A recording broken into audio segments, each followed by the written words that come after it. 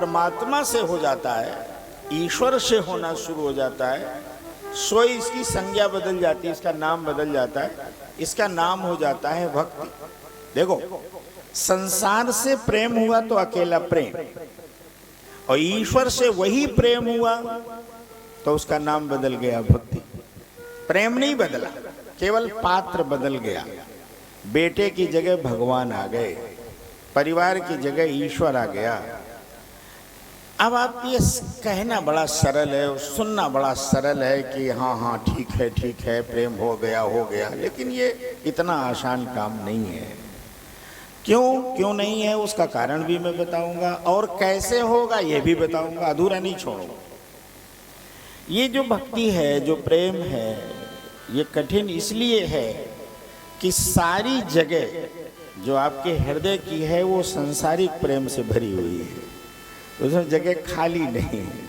कहीं बेटा है, कहीं बेटी है, कहीं परिवार है, कहीं रिश्ता है, कहीं धन है, कहीं वैभव है। कोई खाली जगह हो तो ईश्वर बैठे, खाली जगह है ही नहीं। जब कोई खाली स्थान नहीं है, खाली स्थान बनाना पड़ता है।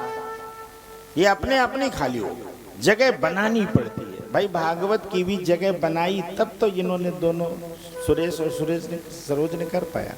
बिना जगह बनाए किसी के पास इतना पैसा कहाँ फालतू है, इतना रुपया बर्बाद कर दिया, इतने में तो ये हो जाता, इतने में ये हो जाता, ये भी तो हो सकता था।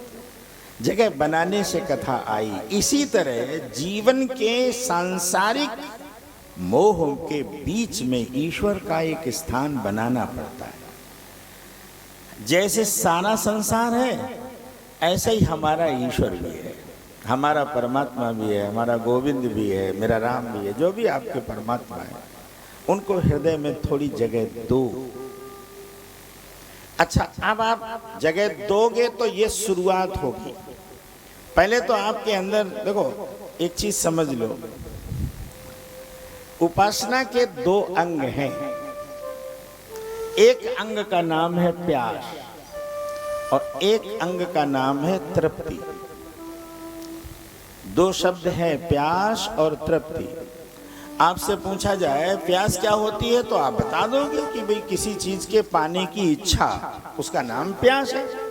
और तृप्ति उसे कहते हैं जब वो वस्तु मिल जाए तो उसको तृप्ति कहते हैं। इसमें कोई कठिनता थोड़ी है। लेकिन आपसे यदि ये हम पूछें कि जरा ईमानदारी से बताओ, प्यास और तृप्ति में बड़ा कौन है, महत्वपूर्ण कौन है, प्यास की तृप्ति? तो ज्यादातर लोग तृप्ति को महत्व देते हैं, क्योंकि प्यास लगी है तो वो महत्वपूर्ण नहीं है। पानी मिला ये महत्वपूर्ण है, तो मजा आ गया, तृप्त हो गया। अच्छे भूख लगी है तो ये महत्वपूर्ण नहीं है, भोजन मिल गया तो तृप्ति हो गई, आनंद आ गया, बस। गर्मी से आया, ठंडी हवा मिल गई तो ये उसका आनंद है, ये उसकी तृप्ति है। लेकिन जरा समझना, मैं इससे उल्टी बात करूंगा। मैं इस प्यास और तृप्ति में तृप्ति को महत्व नहीं देता। क्यों?